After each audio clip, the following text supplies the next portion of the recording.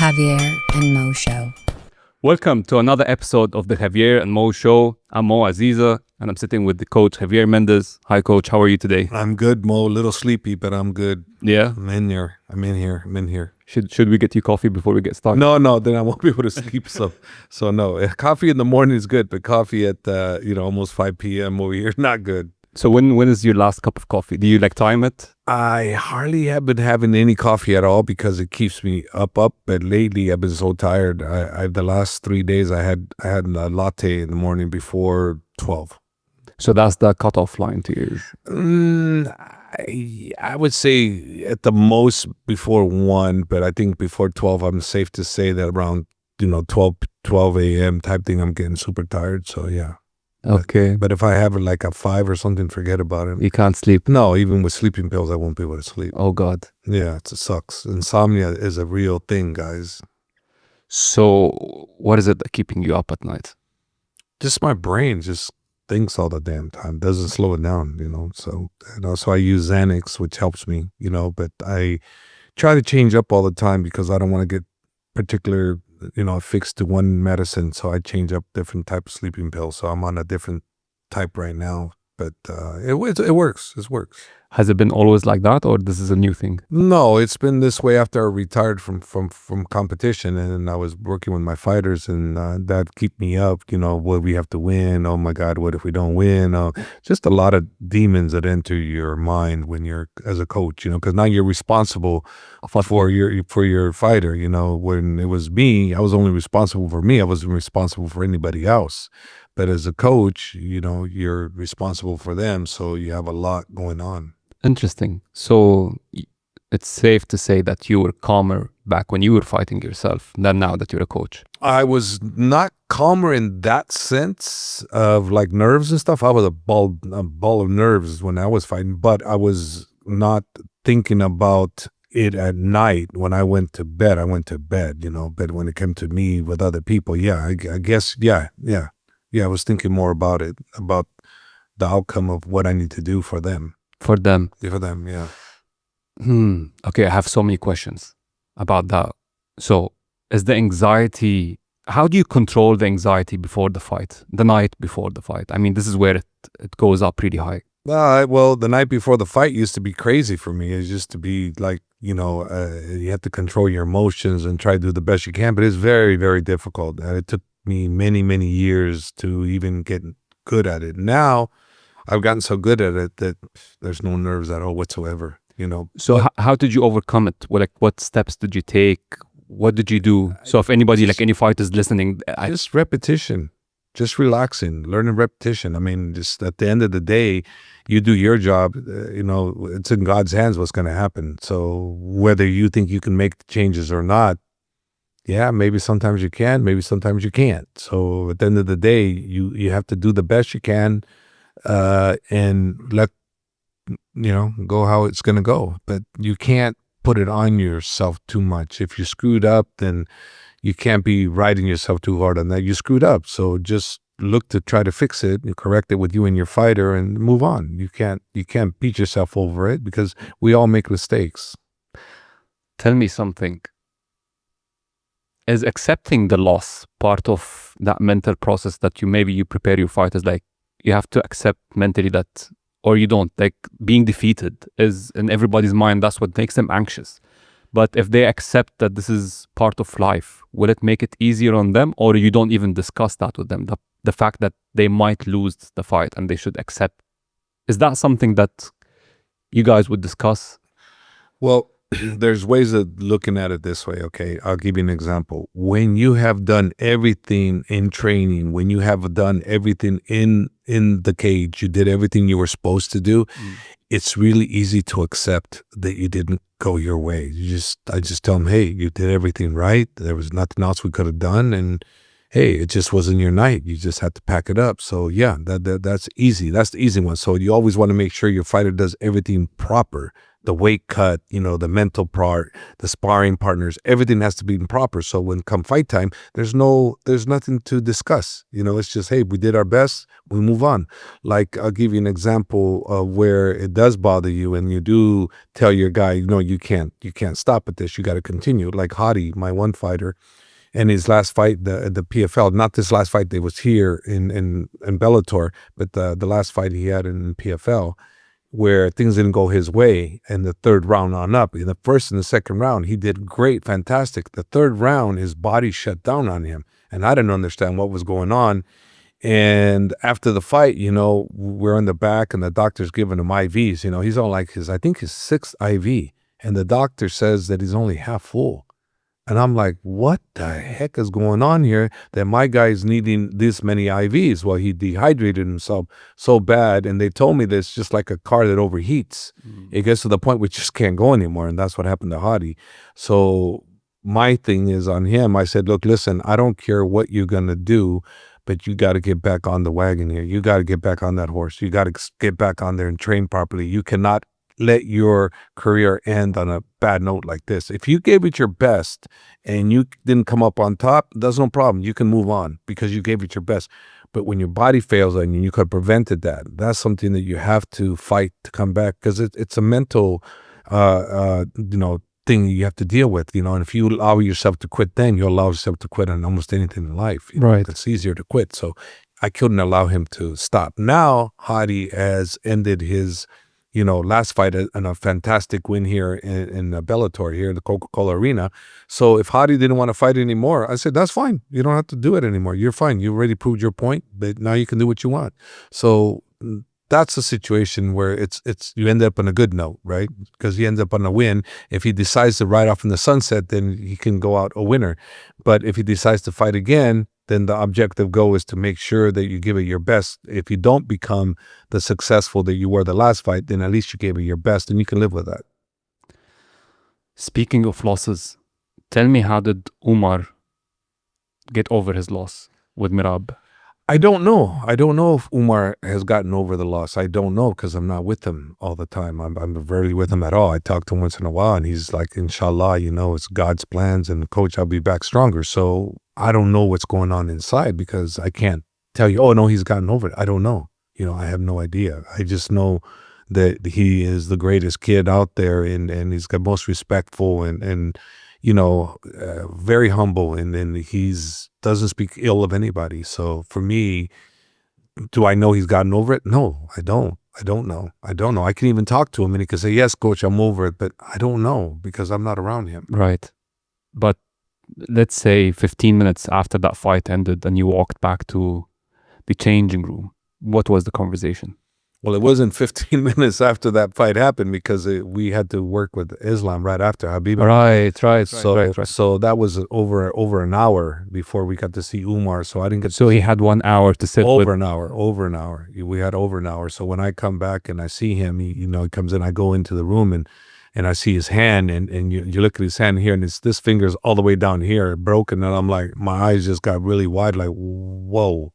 Oh my God. What the heck, and he was, I just said to him, I said what I felt. I said, you know what, Umar, I felt in my opinion, I felt you won 3 out of the 5 rounds and maybe I'm being biased, but I felt in the 5th round, the reason why you didn't win is because he showboated his way to winning that. Like He acted like the victor where you were tired, and that's why I feel he basically took it from you because you led him, but I felt you won, because when you're looking on damage and this and that, but when it comes to presence, he definitely got that. He definitely got that. So, but the actual damage that he did was nothing compared to what Umar did. He did more. But again, he did show that I'm the winner, and Umar couldn't stop him, from showing that, So, I can see how the judges would get swayed on that, Yeah, honestly, we could spend the next 10 minutes breaking down that fight, but since we started this episode with this theme, I want to continue. So an hour later, Islam wins the fight. You go, all of you, the team, to the changing room. Everybody's celebrating Islam. But then how is how's it with Umar? Like everybody's like, oh, it's all good. Like let's not address the elephant in the room right now. Or Well, this is the thing you got to understand. The way the UFC works, once a fight's over, you're in the same dressing room, right? Once that fight's over, his fight's over, that fighter in the group that was with him gets shifted out. So you're not allowed to be in there with everybody else. So when we came back to the corner, it wasn't with Islam, it wasn't Umar there. Umar wasn't there. So there wasn't no elephant in the room type. no, I'm saying after the whole thing, after Islam won and everything. Well, I'm going to explain that to you, okay? Because even after Islam won and everything, everybody separated. So we're not all together. It's not like one happy family. We're all in the same room. Even when we win, we're not all together. Okay? Because I go off my way, they go off their way, and people have obligations they have to do after the fight. The media, or this and that. Everybody's got ways they got to go. So it isn't like we get together after. Yes. We try, but sometimes we don't. Like I'm usually the guy that doesn't. After the fights are over, I'm usually the first one that bails on everybody. I've always done that. So, after that, they all go do their thing and I go off. And I've always done that. So it's not nothing new. It's not like, oh my God, this victory's so great, or oh, this loss is so sad that I have to be there for. No, I've always taken off. Yeah. I personally like Umar. I do see a huge future for him. I don't know why. Something about him that I can see that he still didn't tap to his full potential, and his full potential will come soon. And he's, in my opinion, and I've said it in my Arabic show, I think he's the best out of your students. I think he just needs time, and then he will show everyone that he's another level. But maybe he's still young.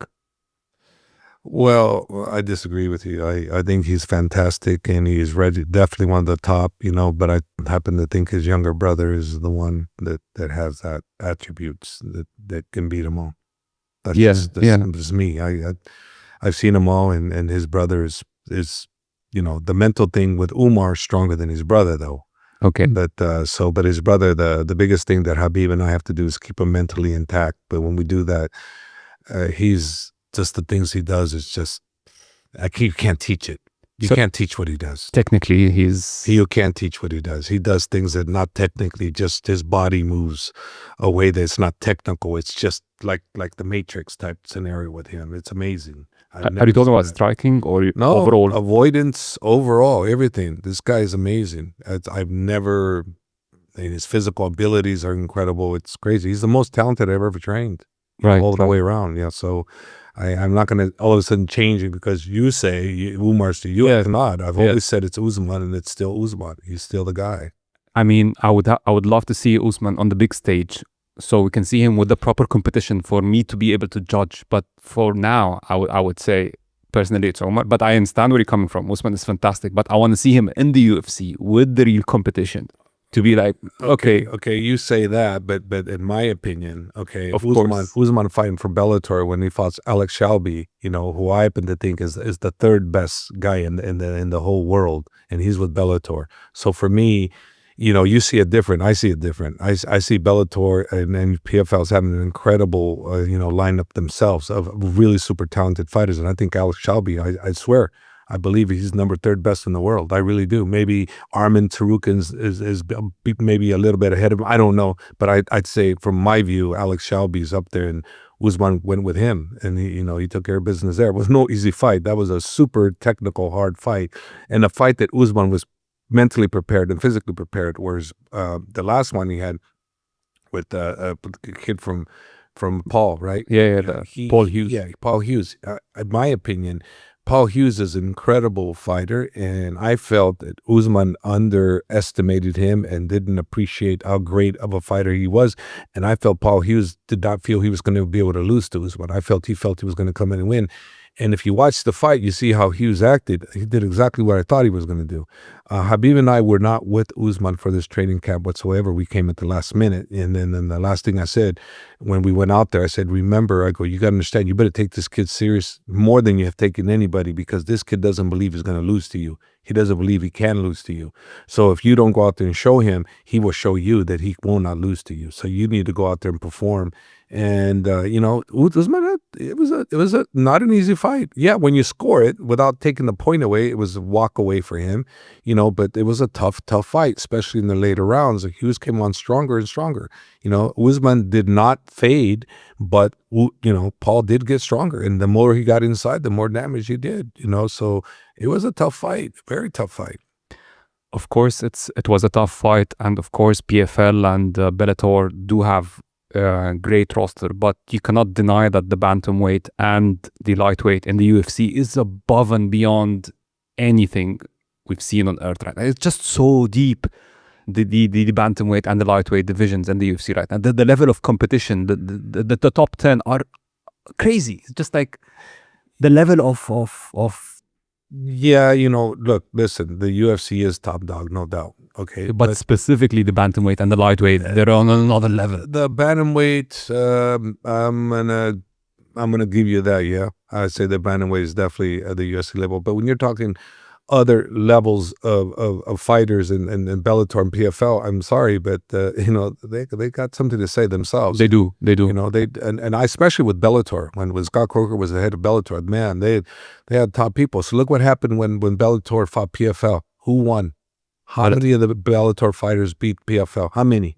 Yeah. Everyone but the last fight with Vader, he fought that monster and he got knocked out, when that guy shot. But other than that, who won? All the Bellator competitors won. And I'm telling you right now, if you'd have did that with the UFC probably would have won more of those matches, but they wouldn't won them all. They would not have won them all. Bellator would have got some of their own. So what I'm saying here is, you can't put the standard that's the UFC. Everybody that's in the UFC is the best. No. I'm talking about two specific divisions, the lightweight and the bantamweight. I'm not saying all of the divisions. I'll give you that. Because but you cannot discount Bellator having a really tough roster. Not at all.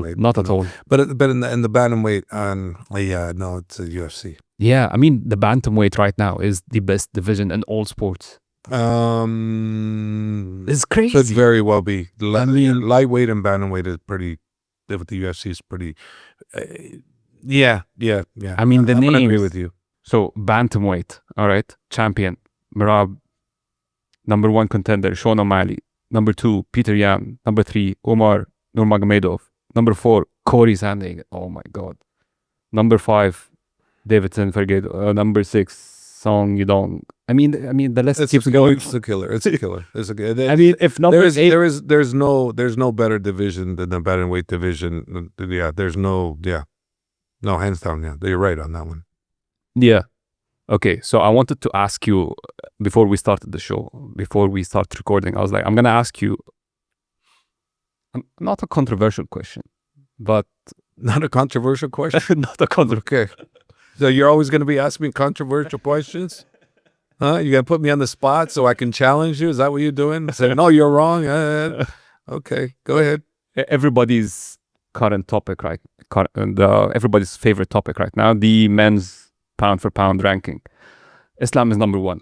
But if we take Islam out of the picture, because you're his coach, so we cannot be biased here. We take Islam out of the picture. Let's say he's not even a fighter, okay? Yeah.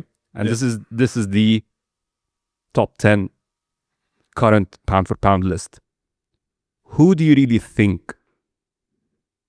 I mean, Jon Jones is an easy one, but who do you really think is top 3 in your books pound for pound list? Islam is out of the picture.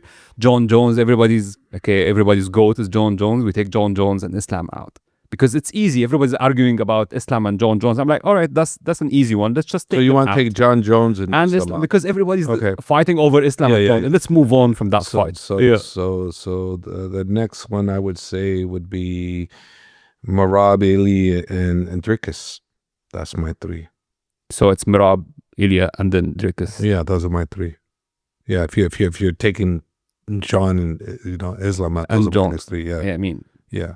So it's the way they have it there. No hate. Do you agree? Do you agree with the ranking? I pretty much do. Yeah. Okay. Yeah. Good.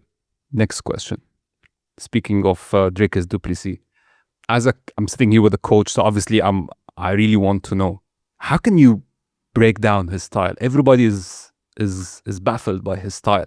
So as a coach, when you watch him, can you really judge and understand what is he doing? Like, his style is so different. Well, it's different, and just like Sean Strickland, his style is very different, and it's very difficult to figure it out. Look at Izzy Adesanya, I mean, who I consider one of the best, and look what he had a problem with. Izzy had a problem with Sean Strickland. Sorry, he couldn't get going.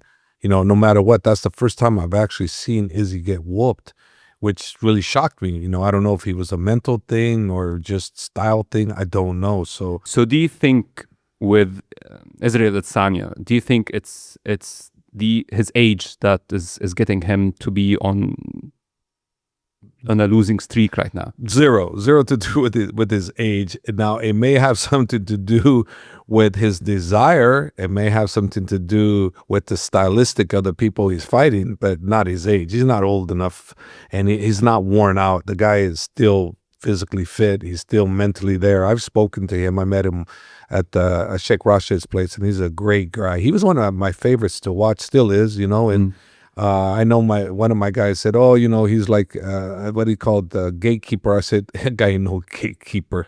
He's no gatekeeper. He's only one fight away from taking another title shot. So he's still every bit the fighter he was. It's just, I don't know what it is. Is it the stylistic of the fights he fought, or is it the desire? I don't know. But it is not, in my opinion, that he's done. No way. You can never convince me of that. So, okay, tell me something. When does age become a factor in MMA? Like, at what age do you think fighters start going down? It depends on how well they take care of their body, okay? Because if you're going to go on, at this age, everybody goes, well, then Bernard Hopkins would have never won a boxing world title at age 49. George Foreman would have never won his title at heavyweight at the age he did. It's never been done.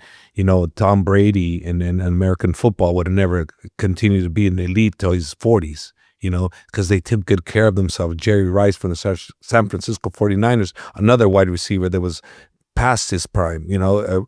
Cristiano, how old is he? Look how good he still is, because they take good care of their bodies. So it all depends on how well you take care of your body and what your genetics, say you can do or can't do. I don't look at it as, hey, sure, at a certain age, it starts declining, right? But some people, because they keep up with their bodies and they do everything correctly, mentally and physically, and they're all eating all the right foods, and they're able to maintain a long time. So It's a really hard question, because, with Khabib, it's like, 35, that's the age you should look to retire, because they've implemented that in themselves. But, there will come a time when some people at 35 are going to be in their prime because they're taking care of themselves properly. That's my belief. And am I right? I don't know, because it's not scientifically proven. Yeah. I've only seen it from athletes that have been able to exceed their expectations. I mean, Mike Tyson said it before, that fighting is a young man's game, because yes, you could take care of yourself physically, but the speed will decline with age, and speed really matters in fights. I agree with you on the Mike Tyson thing, but he was at a different category in that department, and it wasn't that what I felt when I saw Mike Tyson, it was his legs. His legs were gone, and that is a real thing. Yeah, the older you get, the balance goes, and when the balance goes and the speed's not there, like you're alluding to, yeah, it does make a big difference. But there's a big difference between Mike Tyson too and these other guys. He was at 55, and he fighting a young, hungry lion and Jake Paul, But it wasn't like he's fighting one of the killers that he was fighting back when he was the world boxing champion. But still, for Mike Tyson to be in that age group and come and do what he did, it's amazing. But again, that's a little older, Right. He can easily say that because he's a little older. But let's try Mike Tyson at 40 years of age. Whole different story. Right. Do you think certain losses of how you got defeated would affect it? For example, when Tony Ferguson lost to Justin Gaethje, and then Khabib came out and said straight away he's not coming back from that loss, and he was right. 100%. Sometimes a fighter can get over the mental thing, and it's a physical and mental, and then there's just a point where your body just can't get out of its own way, So yeah, it's a real thing. So I've seen fighters mentally get broken, and I've seen fighters, physically get broken, where they're never the same. It's like, for instance, Cain Velasquez and Junior Dos Santos. They've had 2 wars where it took a lot out of both of them. Cain Velasquez, after both fights, was never quite the same great Cain as the Junior was the great Junior. So both of them took a lot out of their fighting careers on those 2 historic fights that they had. Unbelievable. Right. So you go watch their fights, you see what I'm talking about. They took a lot out of each other from that. Yeah. Cain took more from Junior, but Junior took some from Cain also. Right. So do you think in Tony's case, was it the mental or physical?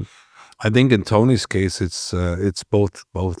I think the mental and the physical, because he was trying to find himself, and he was out there doing with the Scoggins, right, the Yes. physical guru guy, and he was searching. So it was always in him, but he was searching for the right answer, But to go search it from a guy that's a motivational speaker, what does that tell you? What does that tell you? It tells you that he wasn't physical for him. It was a mental, because that guy was a mental guy. He does the physical thing, does crazy things, So it wasn't that Tony's body was beat. He just needed something mental. And I don't know if that was the right fit or not. I have no idea. But I mean, he went on a 7-fight losing streak, right? And 7-8, something like that. Yeah, and it got worse and worse every time. So now it's like, I don't know if there's anything left in him. Who knows? It's hard to say. I mean, you say could it's not definitely- the same. Yes. And you could definitely, as you said, he tried different methods. He tried the David Goggins. He tried different things. And unfortunately for him, nothing worked out. No, and it might just be that that's the end, or maybe he has a mental block. Maybe he's over it. I don't know, because, the only thing for me that I do know is I can't say this about someone unless I'm there personally and I see where he is now. Mhm. All I can say is that he's on a, big losing streak, and he hasn't looked his old self, but doesn't mean he can't. I don't know. I don't know that answer. Unless if I'm in the camp and I see him day in, day out, I can tell you more or less, yes, correct, but I really can't. If I'm a be honest and go, well, I'm gonna sit on the outside, I can be sitting on the outside and make all these assumptions, but am I right? Yeah, maybe not. Yes. Okay, interesting topic. Let's dive in deeper, because the upcoming event, we've got Alex Volkanovski versus Diego Lopes, and Michael Chandler versus Paddy Pimblett, and it's like young versus old.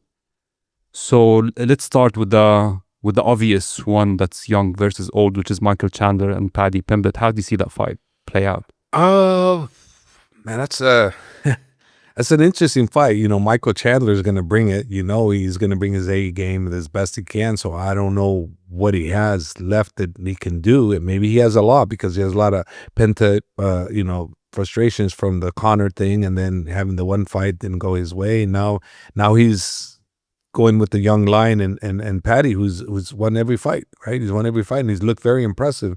So I'm gonna say might favor Paddy a little bit, because he's on a roll, and Michael has to, do or die. Like what Dustin did with Islam. He gave it his best, and man, that was a hell of a fight that Dustin. That was a did. good fight. So that could be the same scenario here too. So you could see the best Michael we've ever seen. So it's possible. It's possible. So it's all the mental, how they can get into their mind and what they could get their body to do. You'd be surprised what people can do when they have the right mental. Right. And what about Alex? I mean, we forgot about him. He's been off for a while. Alex, he took some time off because he probably needed it. I mean, he went in back to back. Super tough fights. The second one with Islam was not good, and then he took the next one with Ili after that, which was probably not a wise idea. And he said it to me that it was probably not a wise idea, but that's who he is. He's a fighter. Yeah. So he was offered the fight. He takes the fight. He doesn't regret it, But I think he knew after that Ely fight that he was going to need to take some time off and come back and regroup, and that's what he did. And then I'm looking for him to, honestly speaking, to take that title back. Diego is a young up and come and hungry lion, and he's going to come out with that I'm going to crush you type thing, but I don't know if he's going to be able to do it. Let's see. But if we get the right Alex, I'm going to find it very difficult for Diego to get past him. Right. I mean, Alex is such a complete fighter. He's got it all. He's good everywhere. So is that why do you think he's going to win? Yeah, that's why. The only thing would be is his chin. Is it still there? Because if it's not there, because you remember the last two were not exactly nice knockouts. They were pretty brutal. So sometimes, your last fight could be your last every time because you don't have it anymore. And I don't know. I've seen it in my gym where I've had a fighter, all of a sudden he's gone, and there's nothing you can do. And we just look at him, we just like, he's finished, and we just move on. We just, it's the chin is gone. It's gone. There's nothing you can do about it. It's gone. And The desire's gone, and then we see it in fighters. I've been involved in the game so long, so I've seen fighters that just, then they're just not there. So if you were Alex's head coach, would you have advised him not to take the Ilya fight and just take a break? Of course, I would have advised him that, but he wouldn't listen to me because I allow fighters to listen to my advice and make their own decision. So I would have advised him. And let me tell you something. I'm pretty sure his corner advised him also. I think he has great corners, so I think they probably told him, don't do this fight. It's probably not good for you. But he's the leader. He can decide to take it or not. The way it works for me, and it will always work for me, is the fighter is the boss, not the coach. The fighter, when it comes to fighting, he can decide who he wants to fight, who he doesn't want to fight. You can advise him. You can tell him, I don't think this is a good fight, etc., etc. Or you can give him the right instructions on how to beat this individual, but you do not make that decision for him. I do not. I let them make the decisions. Can you tell me why not?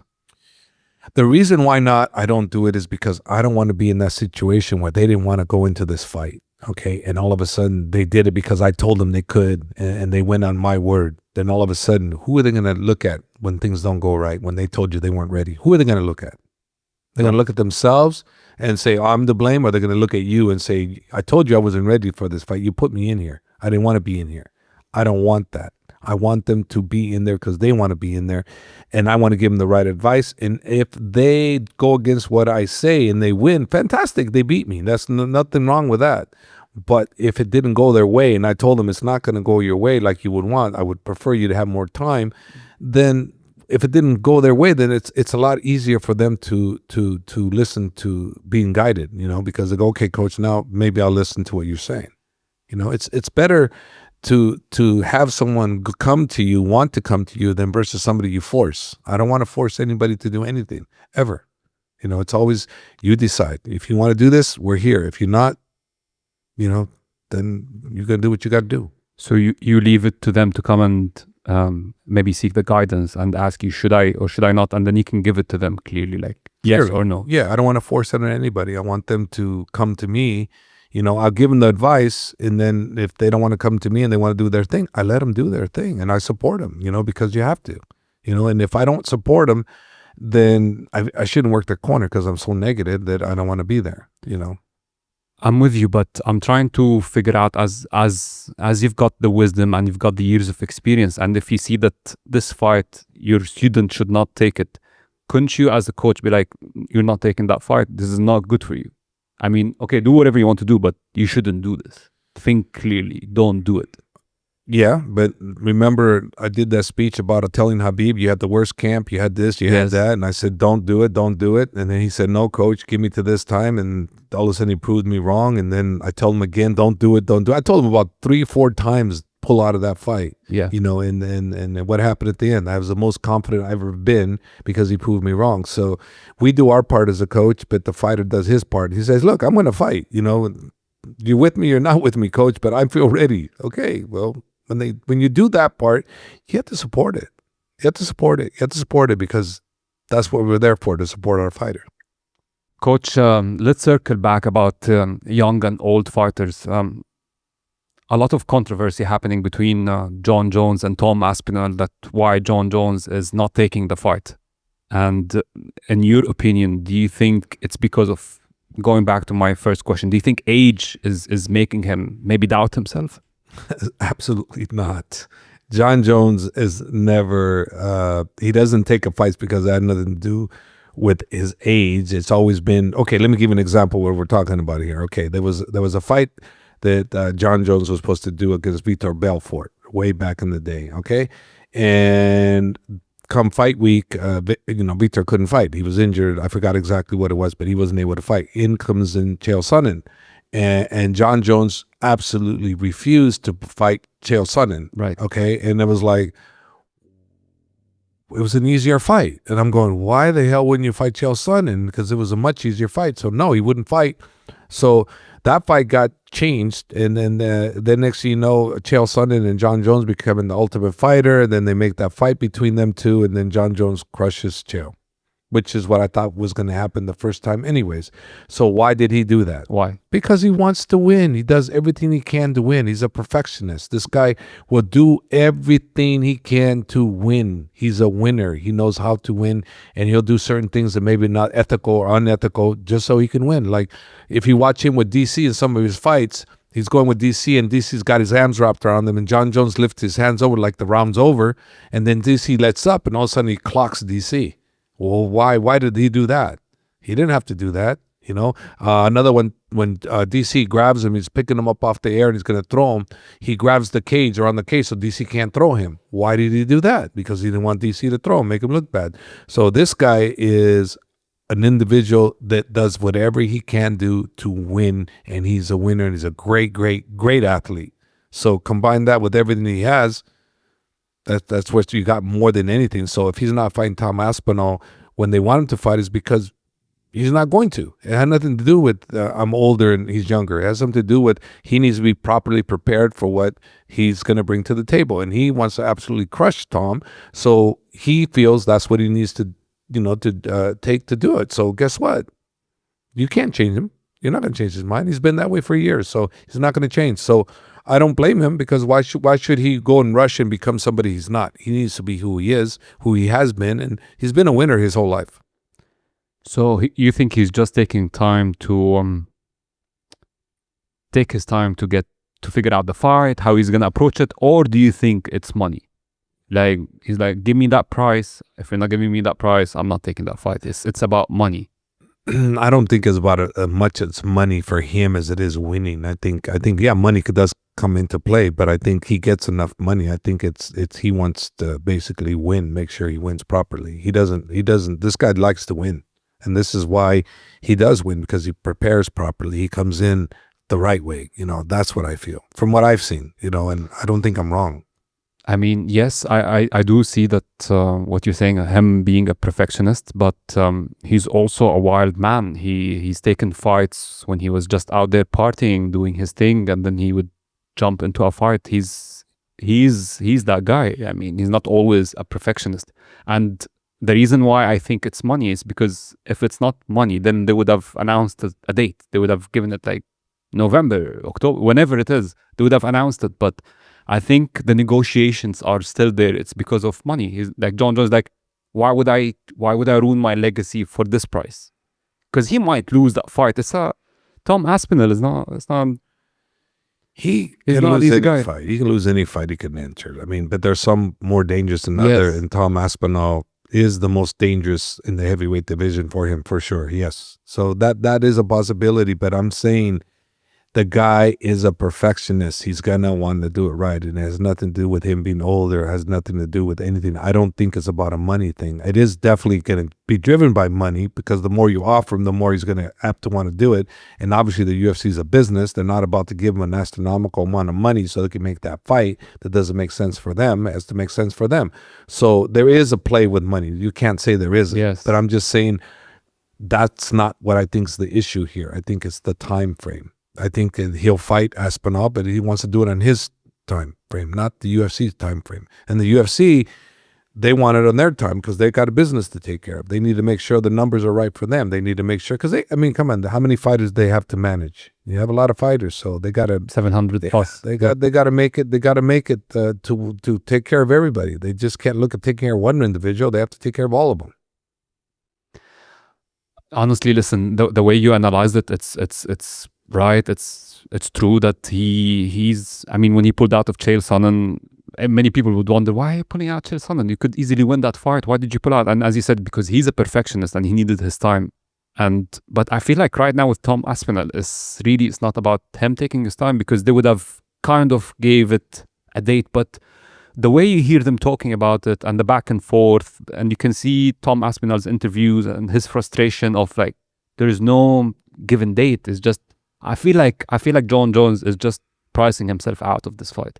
He's asking for a crazy amount of money that putting UFC in such a weird position that like, we can't pay you this much is because you don't generate these numbers, but then you are the heavyweight champion and you have to face the interim champion, and it's quite awkward right now. It's an awkward situation. Yeah, look, there's so many things into play here. Okay, like for instance, when Aspinall was wanting to fight him and he was more dismissing him, and then he was looking at Pereira, that's who he wanted to fight. Then Pereira didn't win, so that threw a monkey wrench in there. So now he's back to the drawing board because he was looking forward to Pereira coming up to heavyweight, which is an ideal situation. But again, Pereira stylistically is a perfect match for Jones. So Jones would easily take that fight a lot sooner than later. Whereas Aspinall, you need more time because of the stylistic abilities that Aspinall has. So that's not something that you can just turn for the other guy. It's the same thing with the Chael Sonnen and Victor Belfort thing. He could have done it, but he'd rather make sure he perfected it before he goes out and does it. So that's what I think. And I think it's more of a time thing than it is the actual money thing. Don't get me wrong. If you give him a lot of money, he's going to take it. But, he wants that opportunity to do it right. So that's, if you're not paying him enough money, like more than you normally pay him, but you're not paying him what he wants, to take that risk, he's not going to. Yeah. Well, the reason I brought up the money thing is because there are rumors circulating, and then sometimes you can, I don't know if it's just rumors or it's true, that the numbers he's asking for are crazy, that he's not generating these pay-per-view numbers. What are the numbers? What is he asking for? I mean, allegedly, that's the rumors. It's like he's asking for 20 million plus. 20 million plus? Like 20 million. I'm like, 20 million. I mean, I don't think he's generating these numbers or close to these numbers. Well, if he was in boxing and he was generating the same, would it be? In boxing, it would be different. Why would it be different if they have the same numbers? Would it be different? No, would he do the same numbers in boxing as in MMA? Is this your question? Sorry. No, what I'm saying is that the equates like boxing. Like if boxing, you sell 500,000 buys, how much does that individual that sells 500,000 buys in boxing make versus the promotion? I don't know. I'm just asking you this question. Yeah, there is a bigger so I'm putting cut. You on the spot. There's a bigger cut for boxing because the way they share the revenue in boxing is higher than this. Okay, so that's the reason why they're not saying he's worth it, right? But if he was in boxing, he would be worth it, right? Because the revenue share is split different. So there's your answer, right? But it's a different business model, and granted, but the money's there is all I'm saying. So for them to say he doesn't make that money. No, nobody said anything just before anybody clips this out. This is all just us allegedly speaking and speculating. But you are correct. I mean, it's a different model. They give more. Okay, yes. So the UFC does a great job of what they do, and they're going to keep doing what they're doing and creating great shows and creating great revenue. And in boxing, the split is much different. So therefore, they can make that kind of money. So the UFC needs to make a lot more money for them to want to pay that. But doesn't mean they can't pay that and they'll still be successful. Just not their model. It's not their model. I mean, if you want to break it down, their operational cost is crazy expensive compared to, look at a boxing show and look at a UFC event. It's not the same. No, it's not the same. Yeah. It's a different level. And what they do and what they do with the PI and how they take care of the fighters free of charge and everything. It's they do a lot. You can't deny that, but also they make a lot. So they're able to do that. So it's a business, and it's a great business. And, and now that they're taking over boxing portion of it, watch and see how great they do in boxing. Yeah, right. They're gonna kill it, man. They're gonna kill it. But from a business perspective, it doesn't make sense. I mean, like it's easily you can break it down. Okay, UFC can afford 20 million. That's not the question if they have 20 million to give to him or not. That's not the question. Of course they do. It's just, will this event generate the numbers that can qualify Jon Jones to make 20 million? And the answer most probably is not. For them, no. Because they don't want to. That doesn't mean they can't. They have the money. It's just like it doesn't make sense. For them, that's what I'm saying. Yeah. So it's just that their model says no. So guess what? They won't do it. Yeah. But if it was a boxing, same amount of numbers, boxing would be yes, because their model is different. That's all I'm saying. Yes. That's all I'm saying. Yes. And listen, if I want to work for a company, and I want to invest in a company, who am I going to invest? Am I going to invest in the UFC or am I going to invest in the boxing company? I'm obviously going to go with the UFC company because as an investor, I'm going to make more money with it. Guaranteed. Yeah, because they're gonna basically keep more of the money and do what they need to do to make the investors happy. So it's a better investment. Speaking of better splits, the GFL coming up and promising I think a good split between the fight. I don't know if I heard something around 50% of the revenue goes to fighters. 50%, yeah. Whatever the revenue they make, they're going to split between the fighters and the people involved, yeah. You know, it's a great concept. Let's see what happens. The first show is May 24th, and then the next one is May 25th, and I have a few of my guys on there that will be fighting, and let's see what happens. You know, I'm looking forward to it. I'm leaving in, I think, May 5th or 6th. I'm going to San Jose to train Abu Bakr, Habib's cousin. And also I have Todd Duffy, who's actually going to fight in the first one too, for me. You know, in Dubai Falcons. We'll be fighting on the 25th or 24th and 25th, I believe. I'm not sure how they're working it yet, but we'll be fighting. And a whole bunch, I think there's 31 fights in all in the 2 days, the 24th and 25th. There'll be 31 fights. I think. Wow. I think. I could be wrong. But I saw a thing where there's a lot of fighters are going to be fighting. Do you know where's the event? At the Shrine Arena in Los Angeles. Okay.